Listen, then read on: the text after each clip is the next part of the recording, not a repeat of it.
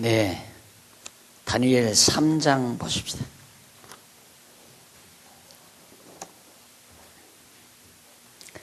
느부갓네살 왕이 금으로 신상을 만들었으니 고는 60규빗이요 광은 6규빗이라. 그것을 바벨론 도의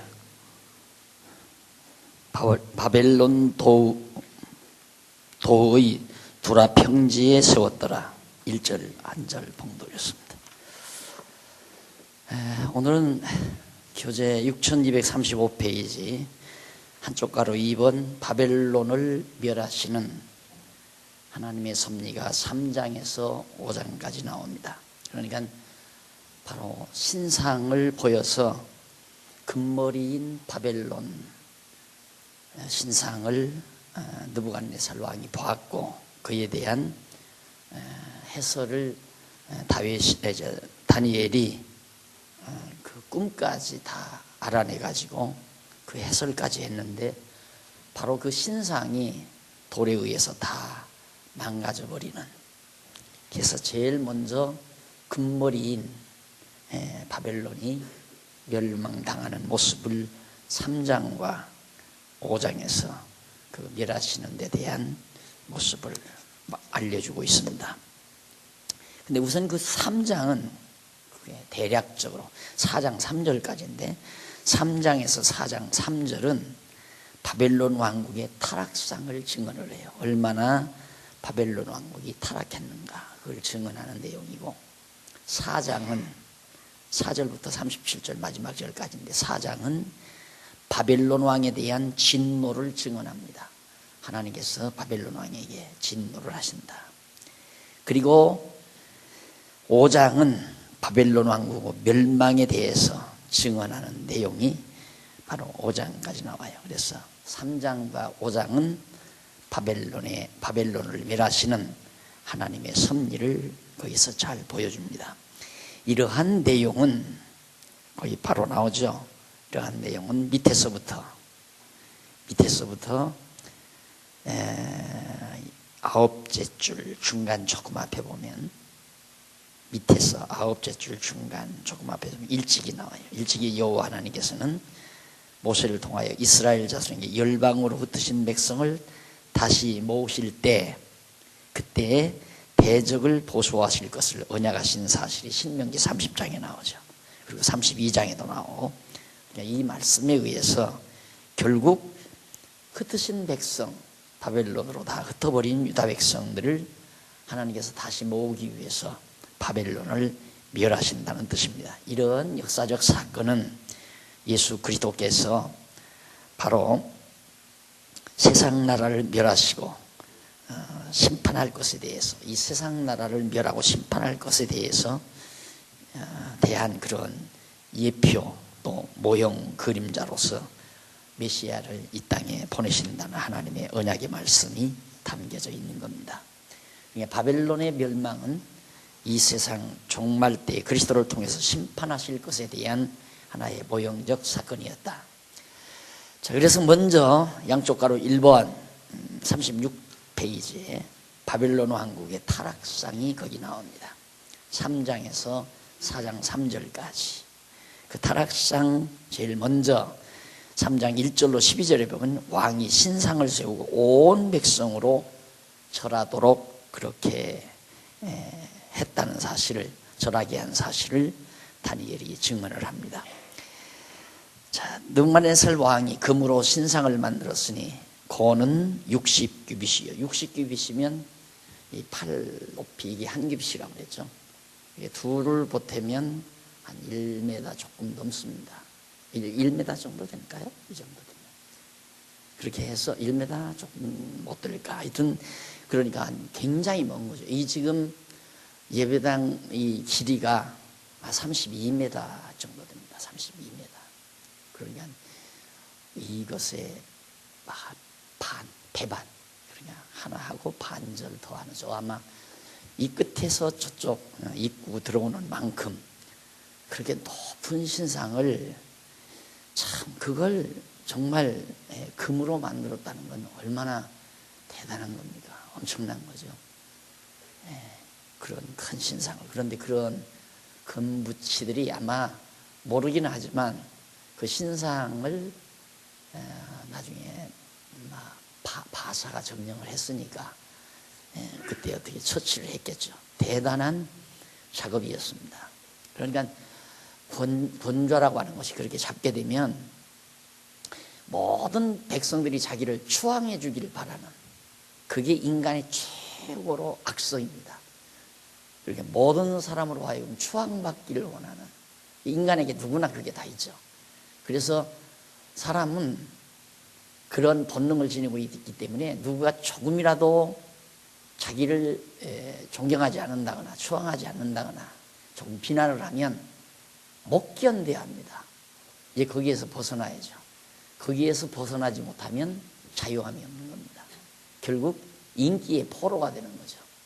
소위 많은 사람들로부터 존경받으려고 하는 그 어리석음의 포로가 되어서 살기 때문에 누가 그렇게 다 자기를 존경해주고 따르겠습니까? 근데 인간은 다 그것의 포로가 되어서 살거든요. 그래서 우리가 볼 때는 연예인들이 굉장히 화려한 것 같아도 참 고독한 인간들입니다. 고독한 직업이고요. 그 인기를 유지한다고 하는 건 참 정말 뼈가 녹는 일들입니다.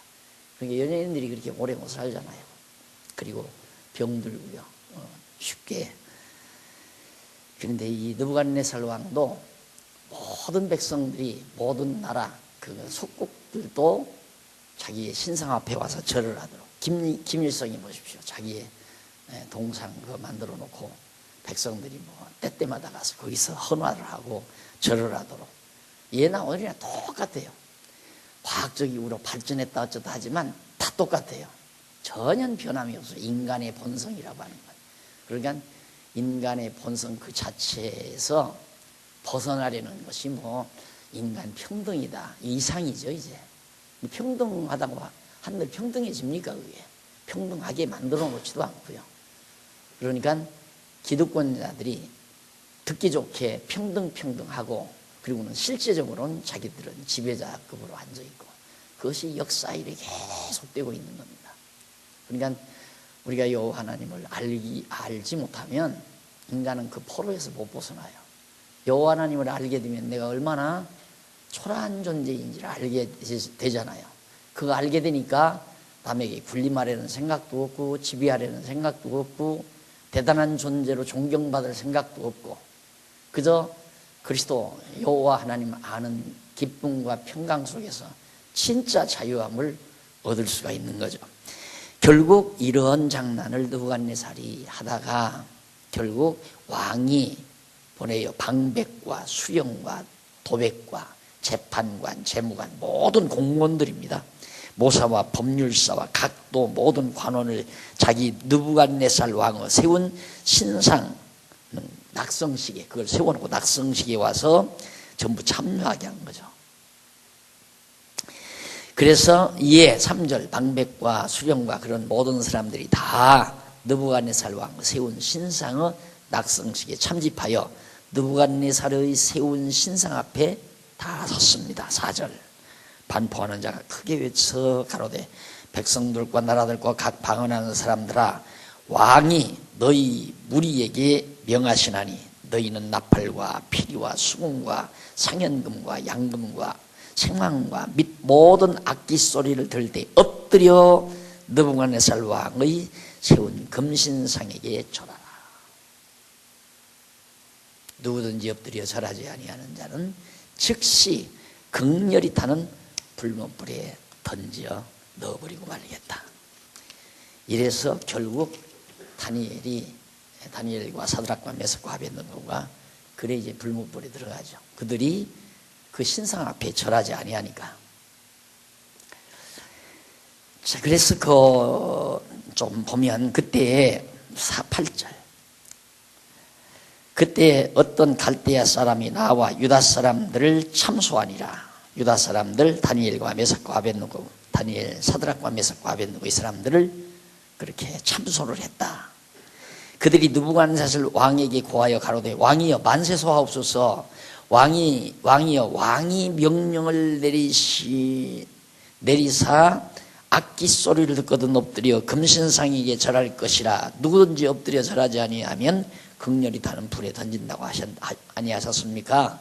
그러면서 12절 이제 몇 명의 유다 사람 사드락과 메삭과 아벳느고는 왕을 세워 바벨론 도를 다스리게 하신 자이언을 왕이여 이 사람들이 왕을 높이지 아니하며 왕의 신들을 섬기지 아니하며 왕이 세우신 금신상에게 절하지 않았습니다. 밀고가 들어간 거죠.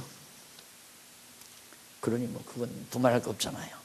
그래서 바로 1절로 3절은 38절 38페이지 위에 세 번째 줄, 왕이 금신상을 세우고 모든 관료들을 불러서 낙성식에 참여하게 한, 거행하도록 한. 그리고 4절로 7절 그 밑에는 왕국 모든 자들이 금신상에게 절하는 사실이 기록되어 있고, 그리고 이쪽 39페이지에는 위에서 8째 줄 8절로 12절에는 갈대아 사람들이 신상에게 절하지 아니한 유다 사람 사드락과 메삭과 아벳느고 이 세 사람을 고발한 사실이 기록되어 있습니다. 그런데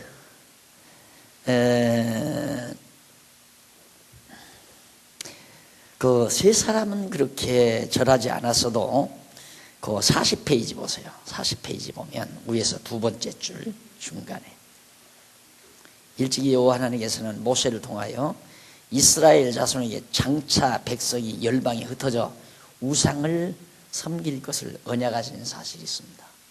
그러니까 사드락과 메삭과 아벳느고는 안 했지만 나머지 그 유다 백성들은 다 하라니까 다 할 수밖에 없잖아요.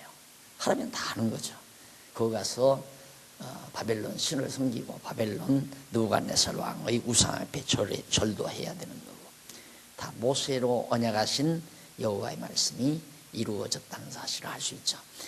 그 다음에 이제 13절로부터 3장 13절로부터 4장 3절까지 보면 거절한 세 친구를 불목 가운데 던지어도 죽지 않고 타죽지 않고 살아남아요. 그런 사실이 13절로부터 4장 3절까지 기록되어 있습니다. 그 가운데 13절에서 18절 보면 41절이 나오죠. 41페이지 밑에서 다섯째 줄, 느부갓네살 왕의 분노에 찬 협박에 세 친구가 신앙적으로 답변한 사실이 증언됩니다. 딱 이제 불러갔을 거 아니에요. 붙들어 갔을 거란 말입니다. 그런데 거기 13절 보십시다. 느부갓네살 왕이 노하고 분하여 사드락과 메삭과 아벳느고를 끌어오라 명하여 드디어 그 사람들을 왕 앞으로 끌어온지라. 느부갓네살이 그들에게 물어가로되 사드락 메삭 아벳느고야, 너희가 내 신을 섬기지 아니하며 내가 세운 그 신상에게 절하지 아니한 짐짓 그리하였느냐? 알고도 그랬느냐 이 말이죠. 모르고 그랬느냐 알고도 그랬느냐? 이제라도 너희가 예비하였다가 언제든지 나팔과 피리와 수금과 사면금, 양금, 생황 등 모든 악기 소리를 듣거든 내가 만든 신상 앞에 엎드려 절하면 좋거니와, 너희가 만일 절하지 아니하면 즉시 너희를 극렬히 타는 불목 가운데 던져 넣을 것이니 능히 너희를 내 손에서 건져낼 신이 어떤 신이겠느냐? 아무 신도 불목 속에서 너를 건져낼 수 없다 하고 호통을 치면서 여유를 줍니다. 왜? 그동안 정성 들여 후원해가지고 양육시켜가지고 그래도 똑똑하고 영특하게 인재를 만들어냈잖아요. 그런데 한 번 실수했다고 해서 주의가 좀 아까우니까 이제라도 내가 반성을 하고 돌이키면 살려주겠다 그 말이죠. 그때 이들이 뭐라고 대답하나 한번 보십시다. 16절, 사드락과 메삭과 아벳느고가 왕에게 대답하여 가로되 느부갓네살이여, 우리가 이 일에 대하여 왕에게 대답할 필요가 없나이다. 만일 그럴 것이면 왕이여, 우리가 섬기는 우리 하나님이 우리를 극렬히 타는 불목 가운데서 능히 건져내시겠고 왕의 손에서도 건져내시리이다. 대담하잖아요. 우리가 그 여호와 하나님에 대한 확신, 신앙이 연약하면 어떻게 이럴 수 있을까 이렇게 되죠. 그러나 이들이 믿을 만큼 여호와 하나님에 대한 신앙이 돈독하면 당연하지 이렇게 나올 수 있잖아요. 담대하잖아요. 그래서 사실 이 담대함에 기가 솟는 거거든요. 기가 솟아야 담대해지는 겁니다. 담대하지 못하다는 건 기가 꺾인다는 얘기예요. 그러니까 이 무슨 축구 경기나 뭐 여러 가지 그 권투 경기 이런 것들도 기가 꺾이면 패배해요. 기가 꺾이면. 이 기가 굉장히 중요한 건데 기가 어떻게 살아나는가? 이렇게 담대하면 기가 사는 거죠. 우리가 늘 세상 살면서 조바심을 가지고 염려하고 근심하고 항상 불안해하고 이것은 몸의 기를 자꾸 약화시키는 것들입니다. 기가 약해지면 몸의 적혈구가 약해지고 그래서 병들이 쉽게 침입해오고 우리 생활 속에서는 이제 그렇게 되지는 거죠.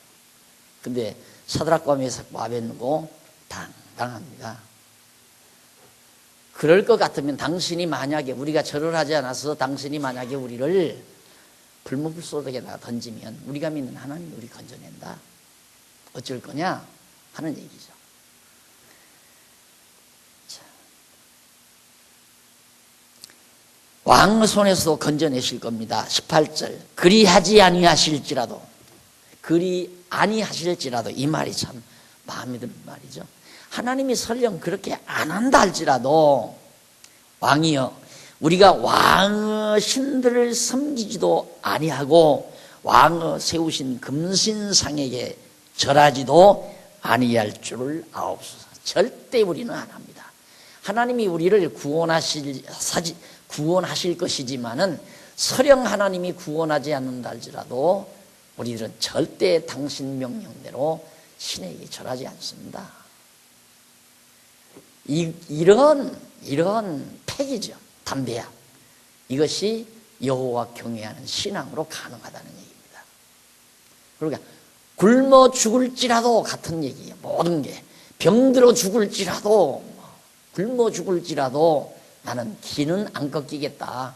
나는 당신에게 기 꺾이지 않겠다. 이 말과 똑같은 거예요. 나는 절대 두려워하지 않겠다 이 말이죠. 두려워하지 않는 게 대단한 거죠. 여호와 하나님 경외하는 마음, 신앙이 바로 그런 확신 속에서 와지는 힘입니다. 자, 그러면서 부정을 했는데 그래 19절로 4장 3절까지 보면 우리가 지금 18절까지 들었나요? 18절. 그리 아니실 18절까지 우리가 그랬죠. 할 줄 아옵소서 19절로부터 4장 3절까지는 바로 왕이 명하여 던져 불못불에 생존한 새 친구를 높이고 찬양하는 왕이 명하여 던진 불못불에서 왕은 화가 났을 거 아니에요. 면전에서 해버렸으니까 당장 저놈들 쳐 던져버려라. 그래서 결국 가서 던졌는데 놀랍죠. 가서 던진 사람이 죽어버려요. 불에 돌이야. 얼마나 불못불이 뜨거운지 이 새 친구를 던지던 사람들이 두려워서 화를 입어요. 그런데 불못불에 세 사람을 던졌는데 놀랍게 한 사람이 더 돌아다니는 거예요. 하나님의 사자가 불못불에서 새 친구를 보호하는 겁니다. 자, 그래서 이제 그런 사실이 지금 그 19절로부터 쭉 나오는 거거든요. 한번 대충 읽어보십시다. 19절. 느부갓네살이 분이 가득하여 사드락과 메삭과 아벳느고를 향하여 낯빛을 변하고 명하여 이르되 그 불물을 뜨겁게 하기를 평일보다 7배나 더 뜨겁게 7배나 더 뜨겁게 하라. 군대 중 용사 몇 사람을 명하여 사드락과 메삭과 아벳느고를 결박하여 극렬히 타는 불물 가운데 던지라 하니 이 사람들을 고이와 속옷과 겉옷과 별다른 옷을 입은 채 결박하여 극렬히 타는 불무 가운데 던질 때에 왕의 명령이 엄하고 불무가 심히 뜨거우므로 불꽃이 사드락과 메삭과 아벳느고를 붙든 사람을 태워 죽였고, 도리어 사드락과 메삭과 아벳느고를 불에 던지는 사람들이 다 죽었고, 이 세 사람 사드락과 메삭과 아벳느고는 결박된 채 극렬히 타는 불무 가운데 떨어졌더라. 불 속에 떨어졌어요. 때에 느부갓네살 왕이 놀라 급히 일어나서 모사들에게 물어가로되 우리가 결박하여 불무 가운데 던진 자는 세 사람이 아니었느냐. 그들이 왕에게 대답하여 가로되 왕이 옳소이다. 왕이 또 말하여 가로되 내가 보니 결박되지 아니한 네 사람이 불 가운데로 다니는데 상하지도 아니하였고 그 넷째의 모양은 신드르 아들과 같도다 하고, 느부갓네살이 극렬히 타는 불무 아구 가까이 가서 불러 가로되 지극히 높으신 하나님의 종 사드락과 메삭과 아벳느고야, 나와서 이리로 오라 하며 사드락과 메삭과 아벳느고가 불 가운데서 나온지라.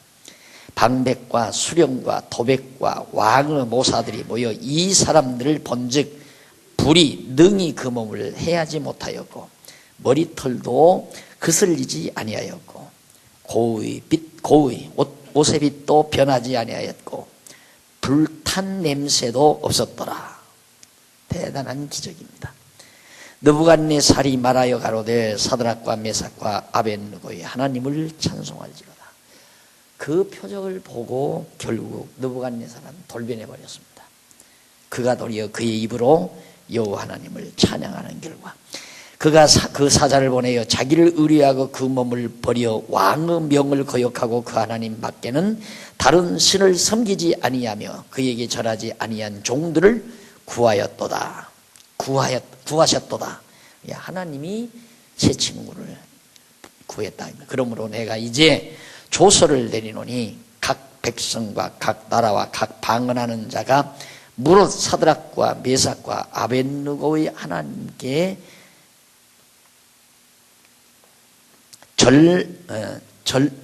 설만이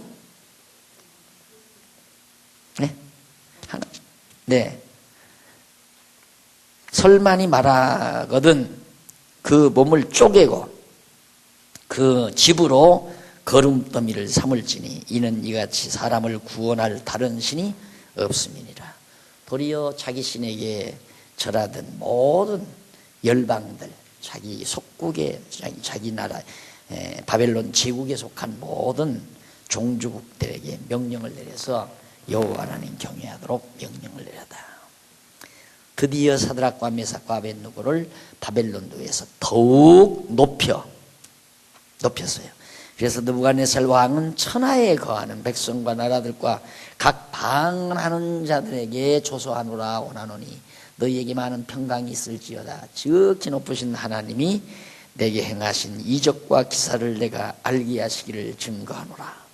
크도다 그 이적이요, 능하도다 그 기사요, 그 나라는 영원한 나라요, 그 권병은 대대에 이르리로다. 도리어 하나님의 나라를 높이 찬양하는 내용이죠. 놀랍잖아요. 세상 나라 멸하고 성민의 나라, 하나님의 나라 세우신다 했는데 벌써 그 징조가 보이잖아요. 바벨론 다 멸해버리고 하나님의 나라 세우시려고 이런 모습을 보여준 겁니다. 자, 그리고 나서 넘어가서 60에서 45페이지 양쪽 가로 2번에 보면 바벨론 왕에 대한 진노가 4장 4절로부터 37절까지 나타나요. 바벨론 왕에 대한 진노. 그 진노 중에 첫 번째 4절로 18절은 왕이 큰 나무 꿈속 말의 해석을 명령한 사실을 증언합니다.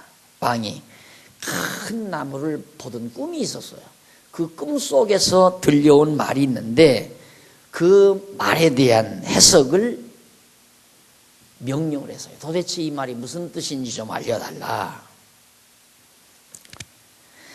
나 느부갓네살이 내 집에 편히 있으며 내 궁에서 평강할 때에 한 꿈을 꾸고 그로 인하여 두려워하였으되 곧 내 침상에서 생각하는 것과 뇌 속으로 받은 이상을 인하여 번민하였었노라. 이러므로 내가 명을 내려 바벨론 모든 박사를 내 앞으로 불러다가 그 꿈의 해석을 내게 알게 하라. 또 똑같은 현상이 또 한 번 또 일어나죠. 꿈을 꿨는데 도대체 알 수가 없어요.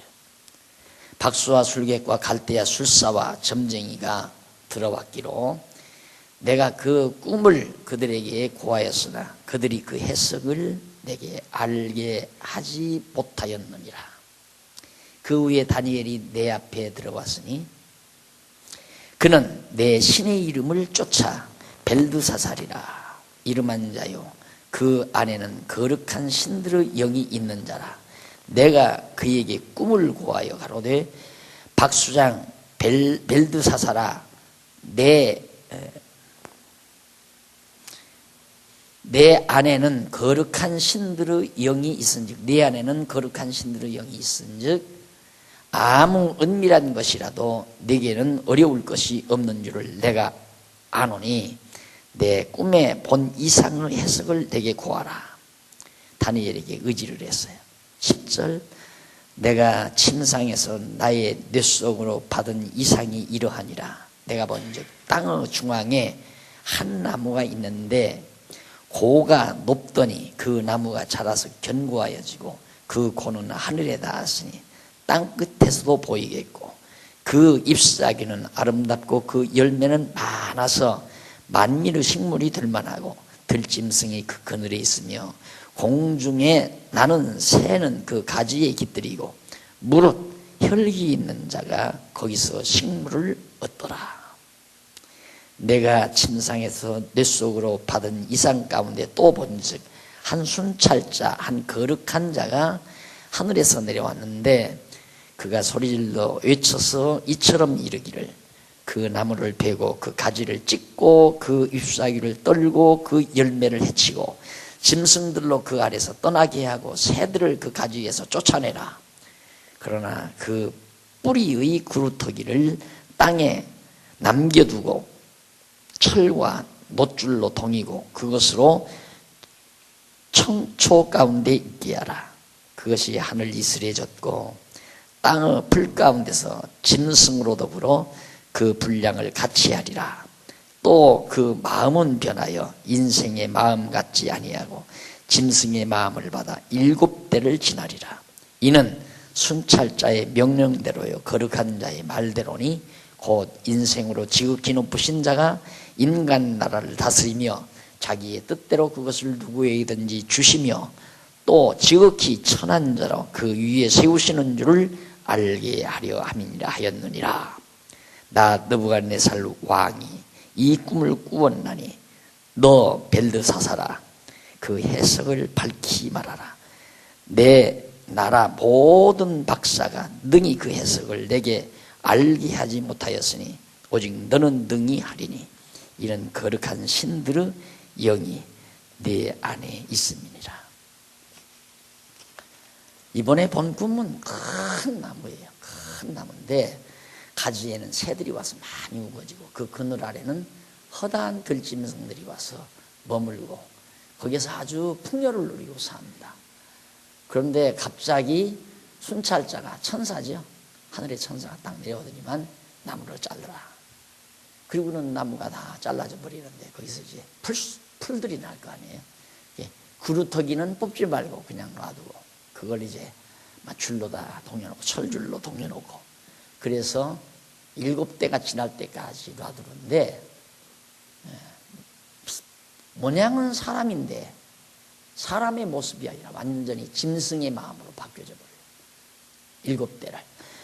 그런 꿈을 꿨단 말입니다. 그래가지고 들려오는 얘기가 왜 이렇게 하느냐면 하나님께서 여호와 하나님께서 지극히 천한 자로 그러니까 곧 바로 몇 절에 17절에 나오는 얘기예요.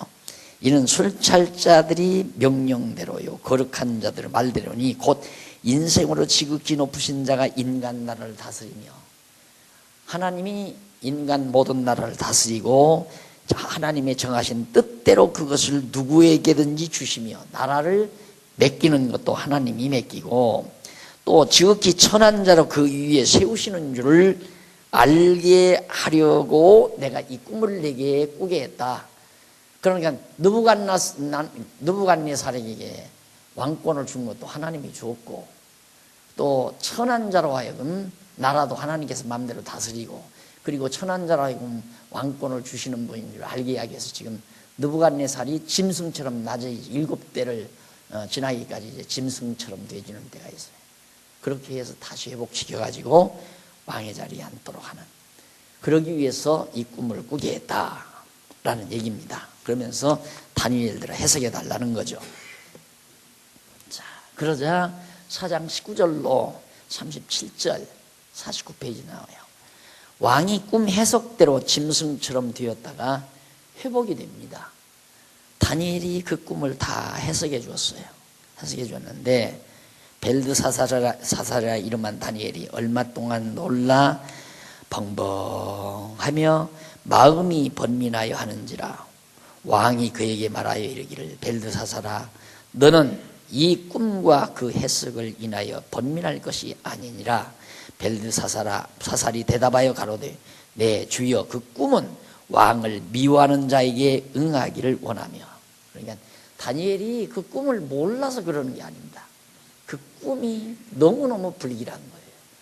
그러니까 왕 앞에 그 불길한 말을 하기가 참 안타까운 거죠. 그래서 벙벙하고 있는데 느부갓네살 왕은 그것도 모르고 재촉을 하는 겁니다. 그러니까 다니엘이 있다가 그 꿈의 해석은 왕 말고 다른 사람에게 응하기를 바랍니다 하면서 20절 왕이 보신 그 나무가 자라서 견고하여지고 그 고는 하늘에 닿았으니 땅 끝에서도 보이겠고 그 잎사귀는 아름답고 그 열매는 많아서 만민의 식물이 될 만하고 들짐승은 그 안에 거하며 공중에 나는 새는 그 가지에 깃들이더라 하시오니 왕이여 이 나무는 곧 왕이십니다. 얼마나 기분이 좋았겠어요. 거기까지는. 이는 왕이 자라서 견고하여지고 창대하사 하늘에 닿으며 권세는 땅끝까지 미치심이니이다. 거기까지는 말하기가 참 좋았죠. 왕이 보신즉 한 순찰자 한 걸어간 자가 하늘에서 내려와서 이르기를 그 나무를 베고 멸하라. 그러나 그 뿌리의 그루터기는 땅에 남겨두고 철과 놋줄을 동이고 그것을 덜 청촉 가운데 있게 하라. 앞에 꿈 내용을 다시 반복하는 거예요.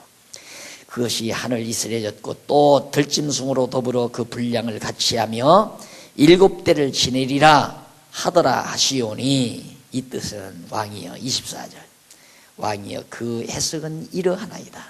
곧 지극히 높으신 자의 명정하신 것이 내 주 왕에게 미칠 것이라. 왕이 사람에게서 쫓겨나서 들짐승과 같이 거하며 소처럼 풀을 먹으며 하늘 이슬에 젖을 것이요 이와 같이 7대를 지낼 것이라. 그때에 지극히 높으신 자가 인간 나라를 다스리며 자기의 뜻대로 그것을 누구에게든지 주시는 줄을 아시리이다.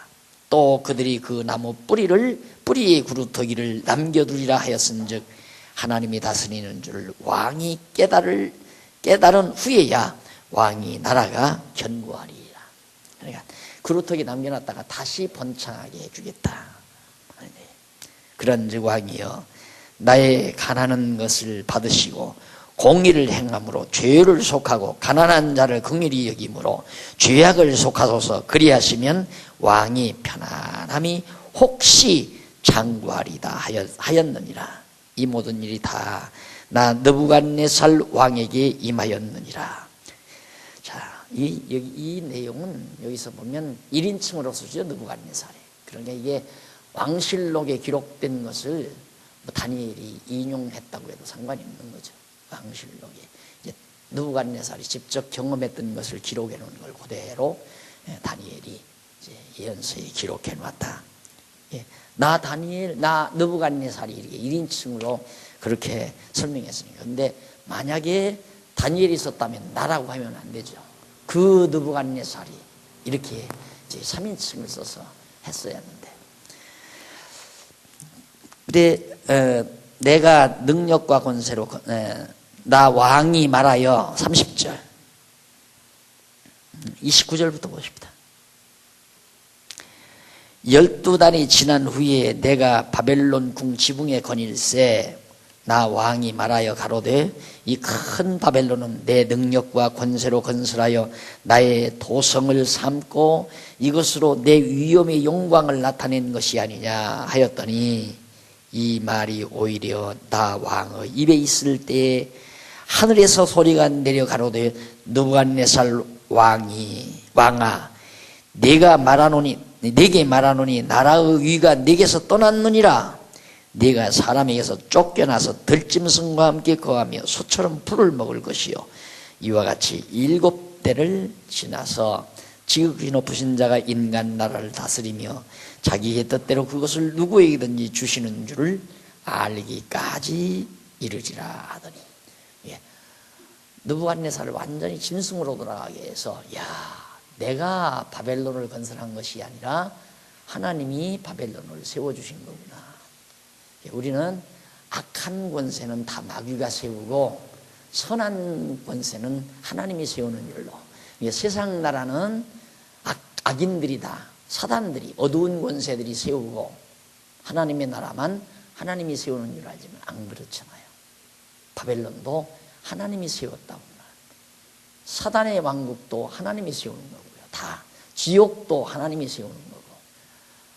그러니까 역사 이래 강대한 나라들이 얼마나 많습니까? 그거 다 하나님이 세운 거죠. 바빌로니아나 에집트나 아시리아 제국이나 그 다음 페르시아나 헬라나 로마 제국 같은 그런 사악한 제국들도 하나님이 다 주관하시고 세우신다. 여호와께서 집을 세우지 아니하시면 세우는 자의 수고가 헛되다고 고백한 노래한 다윗의 찬양. 우리는 뭐가 번창만 하면 잘 되는 건 줄 알아요. 이 번창하면 그것이 다 선하고 좋은 건 줄로. 바벨론은 번창하는 것 자체가 화합니다. 그러잖아요. 번창하는 것 자체가. 그래서 늘 말하지만 하나님의 백성들은 번창하는 것이 좋지만 번창하는 것도 좋고 또 어려움이 와는 것도 좋지만은 불택자들은 번창하는 것도 나쁘고 어려움이 오는 것도 나쁘고 다 나쁜 거죠. 하나님의 백성들에게는 번창하거나 망하는 것도 흥하는 것도 다 좋은 거 아닙니까? 욥이 망하는 것을 통해서 하나님을 더욱 깊이 깨달아서 좋고 다시 흥하게 돼서 흥하는 것도 좋고 하나님의 백성은 택한 백성은 이래도 좋고 저래도 좋지만 불택자들은 이래도 나쁘고 저래도 돈을 잘 벌어도 나쁘고 못 벌어도 나쁘고 불택자들은 못 돌아오게 하기 위해서 계속 세상사에 바쁘게 만들고 세상 욕심에 눈이 혈안이 되게 만들고 거기에 취해서 돌아올 생각을 안 하죠. 유혹을 받아가지고 그쪽으로 유혹을 해서. 그러니까 아무나 하나님 앞에 돌아오는 것도 아니고 또 하나님을 깨닫고 평강을 얻는 것도 아니고 진리 안에서 자유함을 아무나 얻는 것도 아니고. 자, 그래서 결국 이제 34절 그 기한이 참에 24절 33절 보십니다. 그 동시에 이 일이 나 느부갓네살에게 응함으로 내가 사람에게 쫓겨나서 소처럼 풀을 먹으며 몸이 하늘 이슬에 젖고 머리털이 독수리털과 같았고 손톱은 새발톱과 같았었느니라. 상상을 해보십시오. 그림으로 그려보십시오. 괴물이죠. 괴물처럼 되어버려서 괴물처럼. 그 기한이 참에 하나님의 정하신 기한이 참에 나 느부갓네살이 하늘을 우러러 보았더니 내 총명이 다시 내게로 돌아온지라.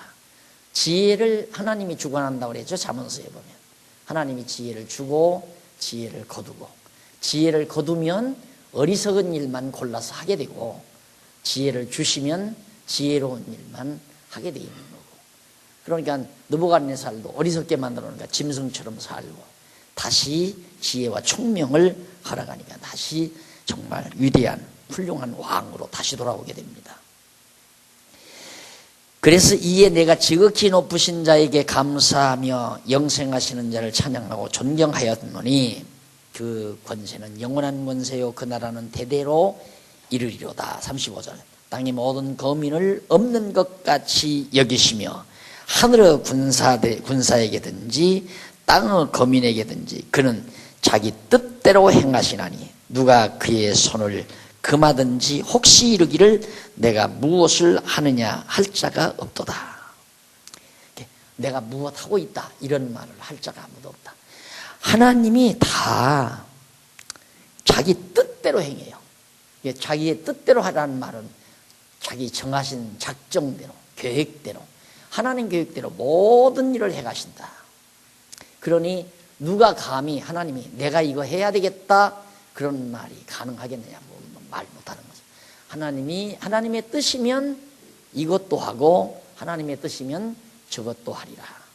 항상 우리는 그 자세를 가지고 사는 것. 그래야 진짜 자유로워요. 내가 꼭 뭐를 해야 한다. 내가 아직도 조금 자유롭지 못한 게 뭐냐면 7월 안에 강론 13권을 내가 다 털고 해야 한다. 이 생각이 어떤 데는 짓눌러요. 그래서 이거 아닌데 지혜 주시는 대로 그냥 쓰자. 그러면 편안한데 그 계획을 딱 해놓고 막 이게 해놓고 언제까지 해야 되겠다 해놓고는 하다 보면 조금만 어디 가서 좀 맥히게 되면 막 굉장히 스트레스를 받아요. 근데 그거 아니면 뭐 그게 아니면 내년 하지 뭐. 하나님이 지혜 주시는 대로 하지 하면 편안합니다.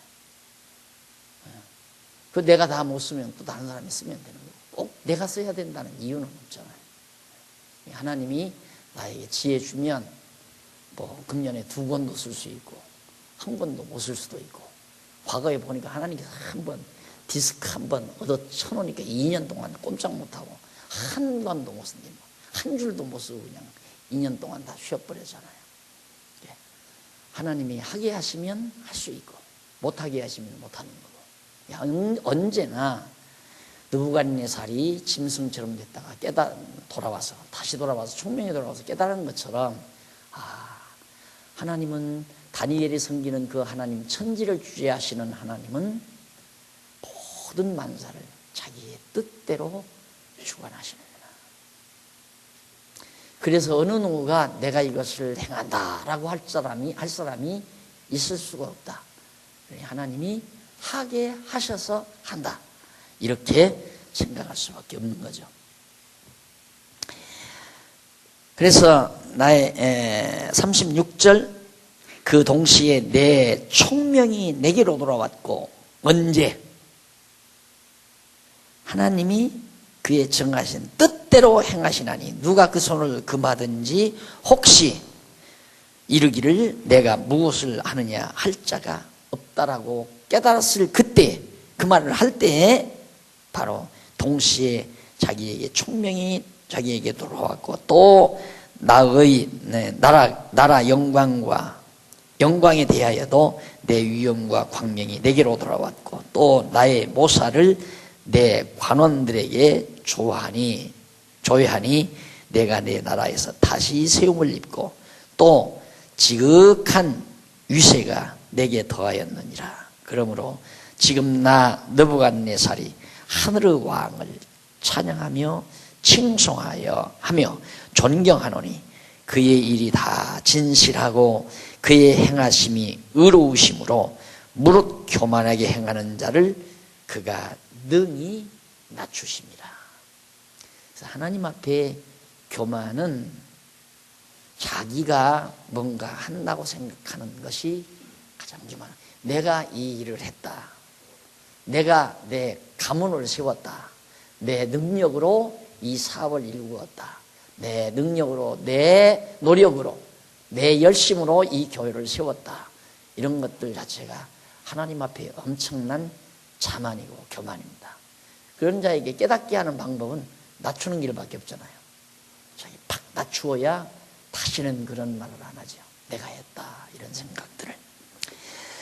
자, 이렇게 해서 일단은 느부갓네살로 하여금 한번 깨닫게 한 다음에 다음 넘어가서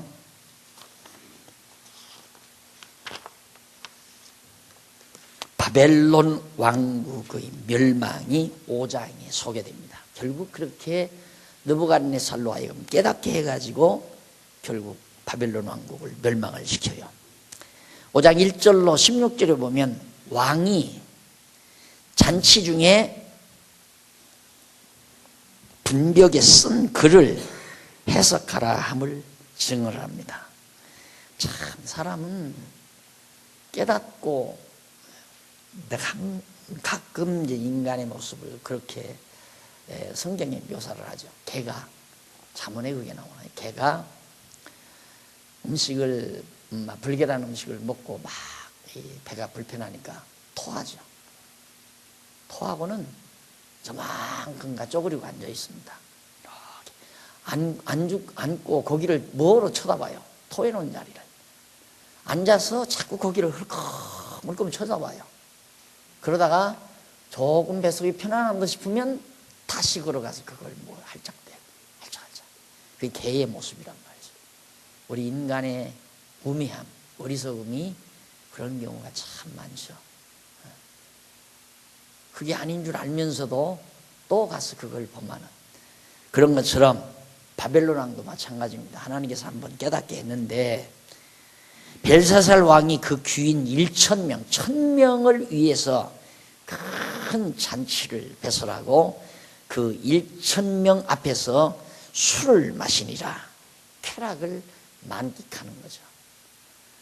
여러분, 이 이벤트라고 하는 거, 사람 죽이는 겁니다. 이벤트라고 하는 거, 축제 이런 것들이 하는 동안이야 진짜 신바람 나죠. 그런데 그 이벤트가 끝나고 나면 밀려오는 허탈감, 이게 사람을 팍팍 완전히 쇠퇴시켜버려요. 그러니까 기계도 그렇잖아요. 기계도 여러분 차량을 다 운행하시지만은 처음에 나는 처음에 차를 샀더니 누가 나한테 그래. 막 처음에 막 차를 몰 때 처음부터 막 악셀레라터를 확 밟아주래요. 진짜 그런 줄 알고 그렇게 했더니만 그 차 많이 망가졌잖아요. 스로우 그렇게 해서 잘 아껴서 다뤄야 되잖아요. 그래야 그렇게 되는데 막 올렸다가 푹 낮췄다가 그래 놓으면 기계도 빨리 상하듯이 인간도 그래요. 감정을 막 푹 솟구쳤다가 이게 평온한 거거든요. 이게 평온한 거예요. 이게 마음이 평온하고 늘 훈훈한 마음, 이게 제일 좋은 겁니다. 이건 항상 평온하잖아요. 평강. 그런데 이벤트를 즐기게 되면 막 올라가요. 이 기분이 막 상승해요. 그랬다가 끝나면 팍 쳐져버려요. 상승 아니라 완전히 내려가 버려요. 기분이. 이런 데서 망가지는 거예요. 사람이. 그래서 직장 생활하면서 주말에 친구들하고 술자리 자꾸 하다 보면 빨리 건강이 망쳐지는 거예요. 일주일 동안 쌓인 스트레스를 풀겠다고 막 완전히 술 마시면 막 기분이 상승하잖아요. 팍 올려놓습니다. 과장 욕하고 부장 욕하고 한바탕 해야만이 다 풀어지잖아요. 기분이 팍 상승하니까. 그러다가 끝나고 나면 완전히 우쭐하니 아침에 일어나면 활동할 기력도 없고, 술만 먹어서 그러는 게 아니라 그런 이벤트식 인생을 사는 건 어리석은 겁니다.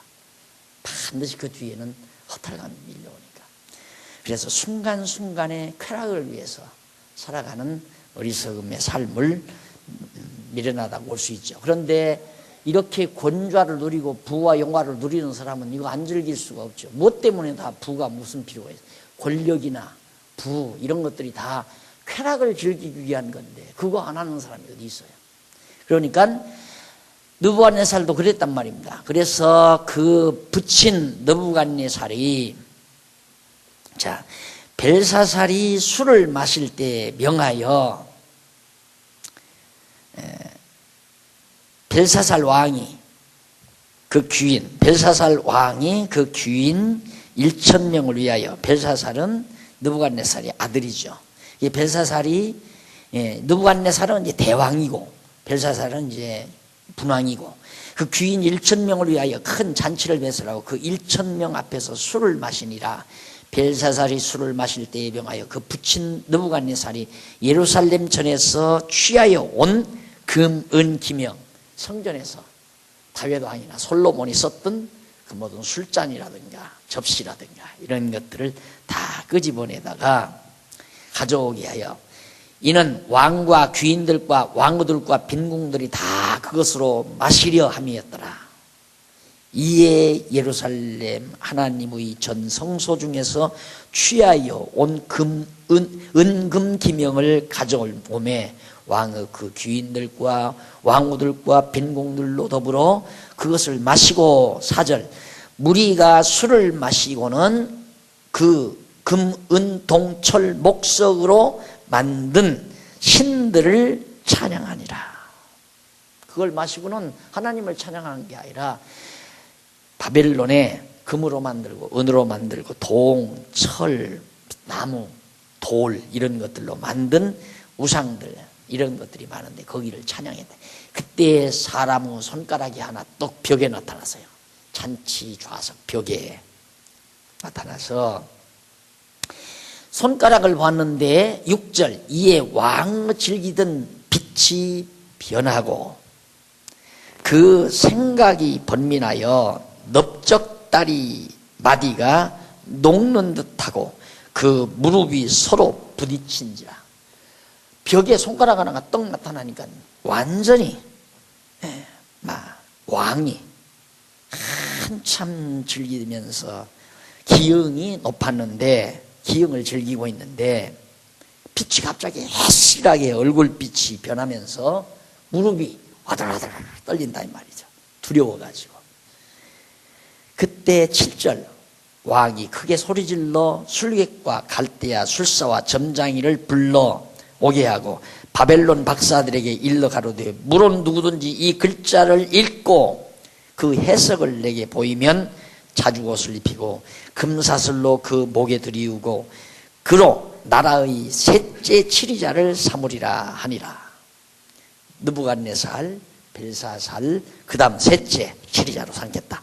그러니까 이 글자, 벽에 쓴 손가락에 나타난 벽에 쓴 글자가 무슨 뜻인지 빨리 좀 해석하면 셋째 치리자로 삼겠다. 때의 왕의 박사가 다 들어왔으나 능히 그 글자를 알지 못하여 그 해석을 왕께 알게 하지 못하는지라. 그러므로 벨사살 왕이 크게 번민하여 그 낯빛이 변하였고 귀인들도 다 놀라니라. 태후가 왕과 그 귀인들의 말로 인하여 잔치하는 궁에 들어왔더니 이에 말하여 가로되 왕이여 만세수를 하옵소서. 왕의 생각을 번민케 말며 낯빛을 변할 것이 아니니이다. 왕의 나라에 거룩한 신들의 영이 있는 사람이 있으니 곧 왕의 붙인 때에 있던 자로서 명철과 총명과 지혜가 있어 신들의 지혜와 같은 자라. 왕의 붙인 느부갓네살 왕이 그를 세워 박수와 술객과 갈대와 술사의 점장이의 어른을 삼으셨으니 왕이 벨드사살이라 이름한 이 다니엘의 마음이 민첩하고 왕이 벨드사살이라 이름한 다니엘이죠. 다니엘의 마음이 민첩하고 지식과 총명이 있어 능히 꿈을 해석하며 은밀한 말을 밝히며 의문을 파할 수 있었습니다. 이제 다니엘을 부르소서. 그리하시면 그가 그 해석을 알려드리이다. 다니엘을 불렀어요. 그러자 이에 다니엘이 부름을 입어 왕 앞에 나오매 왕이 다니엘에게 말하여 가로되 네가 우리 부왕이 유다에서 사로잡아온 유다 자손 중의 그 다니엘이냐? 내가 네게 대하여 들은즉 네 안에는 신들의 영이 있으므로 네가 명철과 총명과 비상한 지혜가 있다도다. 지금 여러 박사와 술객을 내 앞에 불러다가 그들로 이 글을 읽고 그 해석을 내게 알게 하라 하였으나 그들이 다 능히 그 해석을 내게 보이지 못하였느니라. 내가 네게 대하여 들은즉 너는 해석을 잘하고 의문을 파한다 하도다. 그런즉 이제 네가 이 글을 읽고 해석을 내게 알게 하면 네게 자주옷을 입히고 금사슬을 네 목에 들이우고 너로 나라의 셋째 치리자를 삼으리라. 또 한 차례 대단한 일이 다 바벨론 왕궁 안에서 일어난 거죠. 이래서 결국 5장 17절로 31절에 보면 다니엘이 그 글자를 해석을 해요. 해석을 하고 왕이 살해가 돼요. 왕이 죽어요. 그리고 메대 사람이 왕 위에 오르게 됩니다. 그러니까 그때 메대에게, 그러니까 메대는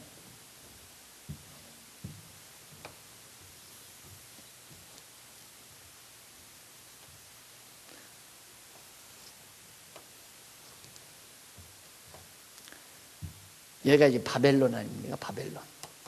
바벨론인데 메대가 이 주변에 가까이 있어요. 그 다음 바사, 성경이란 바사죠. 바사가 또 가까이 있고요. 그러니까 바벨론에 속한 작은 도성국가예요. 이런 나라들이 도성나라, 조그만 시간 나라들. 이 당시야 도성국가니까 하나의 성읍이면 성주가 왕이에요. 그러니까 그런 것들 이제 점령했는데 바벨론이 한참 이제 느부갓네살이 지나고 그다음 벨사살 왕이 느부갓네살 아들 벨사살이 왕 위에 올라가지고 아주 향응에 젖어가지고 한참 즐기던 때에 벽에다가 손가락이 나타나 벽에다가 글자를 썼단 말입니다. 그때 그만 이 메대가 쳐들어와서 바벨론을 점령해 버린 거예요. 그때 이제 누구하고 바벨론하고 바사하고 같이 이제 쳐들어온 거죠. 그러다가 바로 이기고 나서 바사가 메대를 덮어버렸어요. 그래서 이제 메대 제국은 못 이루어지고 바사 제국이 바로 바벨론을 점령하자 바사 제국이 서지게 됩니다. 그때 이제 초대 황제가 고레스 황제가 되는 거고요.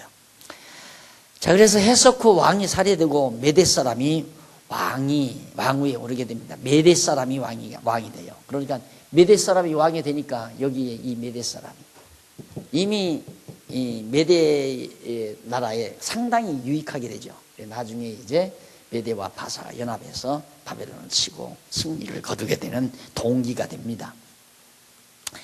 자, 그러면 거기 다니엘이 왕에게 대답하여 가로되 왕의 예물은 왕이 스스로 취하시며 왕의 상급은 다른 사람에게 주소. 나 그런 거 하나도 필요 없습니다. 그건 뭐 셋째 칠이자고 뭐고 난 필요 없습니다.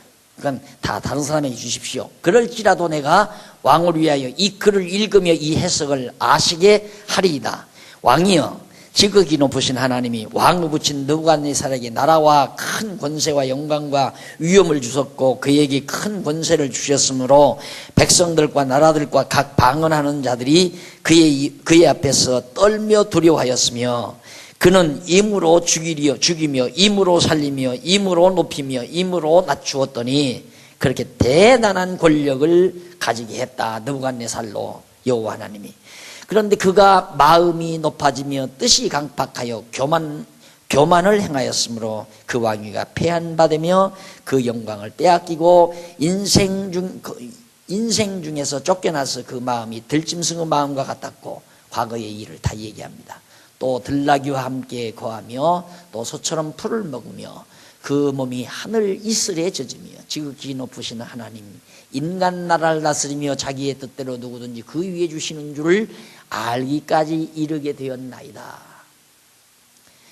그러면서 벨사살이여 왕은 그의 아들이 되어서 이것을 다 알고도 오히려 마음을 낮추지 아니하고 도리어 스스로 높여서 하늘의 주제를 기억하고 그 전 기명을 왕의 앞으로 가져다가 왕과 귀인들과 왕후들과 빈궁들이 다 그것으로 술을 마시고 성전에서 가져온 기명으로 마시고 왕들을 찬양하고 도리어 왕들의 호흡을 주장하시고 왕들의 모든 길을 작정하시는 하나님께 영광을 돌리지 아니한지라. 하나님이 왕들의 길을 다 작정하셔서 인도하시는 하나님께 영광 안 돌리고 이러므로 그의 앞에서 이 손가락이 나와서 이 글을 기록하였나이다. 기록한 글자는 이것이니 곧 메네 데겔 우바로신이라 라고 기록을 했어요. 메네 데겔 우바로신이라. 그 뜻을 해석하건대 메네는 하나님이 이미 왕나라의 시대를 세워서 그것을 끝나게 하셨다며. 그러니까 해석하면 메네는 이미 벨사살 왕의 기한은 끝났다 이 말이고, 그리고 베레스는 왕 메네 대겔 우바루신, 그렇죠? 베레스는 왕 나라가 나누어서 메대와 바사 사람에게 준바되었다 하면이다. 메대와 바사에게 망합니다. 그 뜻입니다. 이에 벨사살이 명하여 무리로 명하여 그 신하들로 다니엘에게 자주옷을 입히게 하며 금사슬로 그의 목에 들이게 하고 그를 위하여 조서를 내려 나라의 셋째 치리자를 삼으니라. 그날 밤에 갈대아 왕 벨사살이 죽임을 당하였고 메대 사람 다리오가 나라를 얻었는데 때에 다리오는 62세였더라. 62살에 다리오가 결국 바벨론을 점령해서 바벨론의 왕으로 군림했다. 자, 5장까지 했습니다. 이제 5장까지 했는데 여기까지는 별로 어려운 게 없죠. 재밌는 이야기 같기도 하고, 이야기가 아니라 역사적인 사실이거든요. 그러니까 금신상 하나, 꿈에 본 금신상하고요. 그 다음 이제 큰 나무 이야기, 한 60척이나 되는 우상 만들어서 경배하다가 결국 큰 나무 꿈을 꾸게 해서 나무 베고 짐승처럼 날아갔다 돌아온 이야기, 돌아온 그런 사건.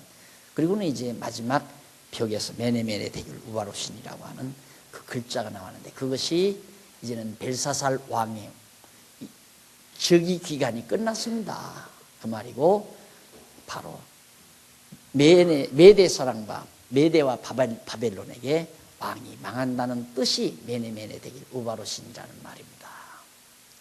그 글자 그대로 이루어진 사건까지 오늘 5장까지를 공부를 했습니다. 다음 금요일 저녁인가요? 금요일 저녁 2시간 동안 6장에서부터 이제 성민나라 세우는 대목이 나와요. 성민의 나라를 세우시는 섭리가 6장부터 나오는데, 그 대목부터 마지막 12장까지 이번에 토요일 날까지 다 끝내려고 그래요. 이 부분이 좀 복잡한 부분이고 어려운 부분입니다. 숫자가 많이 나오게 되고, 그래서 이 부분 우리가 잘 한번 연구하도록. 이게 적어도 주전, 예수님 오기 전 587년 이때 이제 바벨론 포로가 되고, 그 다음 70년 후에 돌아왔으니까 한 650년 정도, 650년이 아니라 70년 여기서 빼면 517년, 그렇죠? 그러니까 한 500여 년 전 이 기간 동안에 되어지는 역사가 다니엘서에 개괄적으로 나와요. 아주 개괄적으로. 그리고 이제 스가랴, 말라기, 스가랴 선지서에 가면 조금 소상하게 나오고 자세하게. 그건 예수님 직전 상황이 아주 자세하게. 그게 이제 스가랴서에 나오는 얘기고요. 다니엘서는 500여 년 전, 주전 500여 년 전 이전 중세사죠. 그러죠. 중간사, 이걸 중간사라고 그래요. 이 시대의 역사가 개괄적으로 소개되는 내용이니까 연대가 숫자로적으로 잘 나오고, 그러니까 한번 역사 공부를 하신다 생각하고, 그 역사적으로 다니엘의 예언이 이루어진 사건을 통해서 역사를 주관하시는 여호와 하나님을 발견하는 좋은 계기가 되시기를 바라면서 오늘 강의에서 마무리합니다. 기도하십시다. 살아계신 하나님 아버지, 은혜를 감사합니다. 정말 여호와 하나님 살아계셔서 인간 나라를 다스리시고 나라를 주기도 하고 빼앗기도 하고 높이기도 하고 낮추기도 하시는 전능하신 하나님을 오늘 또 다니엘서를 통해서 우리들이 살펴봤습니다. 감히 하나님 앞에서 내가 한다 소리 할 수 없는 존재인데도 우리는 때때마다 착각하고 항상 자만 속에서 살아갈 때가 많이 있습니다. 모든 범사 주께 맡기고 하나님의 뜻이면 이것도 하고 저것도 한다는 아주 순수하고 신앙적인 태도로 인생을 자유롭게 편안을 누리며 사는 슬기와 지혜를 우리 모두에게 허락해 주시옵소서. 이제 어두운 밤길 돌아갑니다. 다시 만날 때까지 평강의 영이 저희와 함께 하시옵시기를 비오며 예수님의 이름으로 기도드립니다. 아멘. 하늘에 계신 우리 아버지, 이름이 거룩히 여김을 받으시오며 나라의 마옵시며 뜻이 하늘에서 이룬 것 같이 땅에서도 이루어지이다. 오늘날 우리에게 일용할 양식을 주옵시고 우리가 우리에게 죄 지은 자를 사하여 준 것 같이 우리 죄를 사하여 주옵시고 우리로 시험에 들게 하지 마옵시며 다만 악에서 구하옵소서. 대개 나라와 권세와 영광이 아버지께 영원히 있사옵나이다. 아멘.